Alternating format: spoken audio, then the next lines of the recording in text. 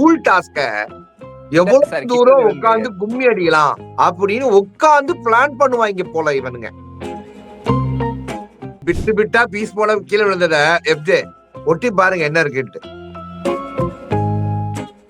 எல்லாரும் அங்க ஒளிச்சு வைக்கிறாங்க. இவங்க எல்லாரும் ஒளிச்சுட்டா நம்ம சோப பத்திரமா வச்சுக்கலாம் அப்படின்ற தோணுது.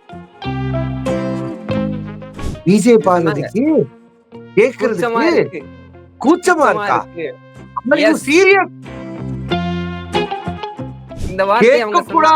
கூச்சமே படாம மைக்க வச்சு வெளியில கேட்டவதான் என் தலைவி. பார்வதிக்கு எதுக்கு நைட்டு போய் குமரன் கால முக்கினாரு? ஏன்னா பார்வதிக்கு கால் வலி. ஹியூமனிட்டி. அசிஸ்டன்ட் வார்டன் சாப்பிடுறதுக்கும் தியானா காணாம போனதுக்கும் என்ன சம்பந்தம்? இந்த சம்பந்தம் தான் எனக்கு புரியல. இது இப்ப என்ன சொல்லுவாரு?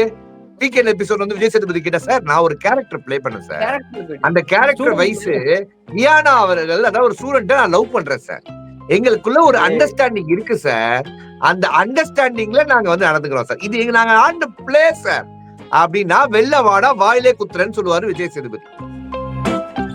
இதுல கல்ச்சுரல் டே வேற ஷோக்குள்ள மாம்பழமா மாம்பழம் மல்கோவா மாம்பழம்ட்டு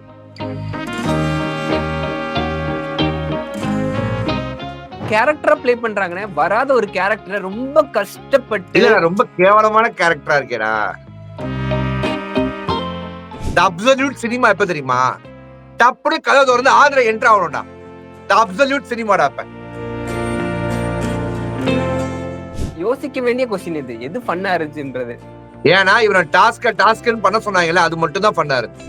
அதாவது ஒரு நார்மல் கண்டென்ட்ட கூட ஒரு ஆபாச கண்டென்ட்டா மாத்துறது பார்வதி கிட்ட தான் கத்துக்கணும். அண்ணே அந்த டான்ஸ் பாத்தீங்களா இல்லையா? ரைட் அரோரா, லெஃப்ட் பாரு, சென்டர்ல கமு,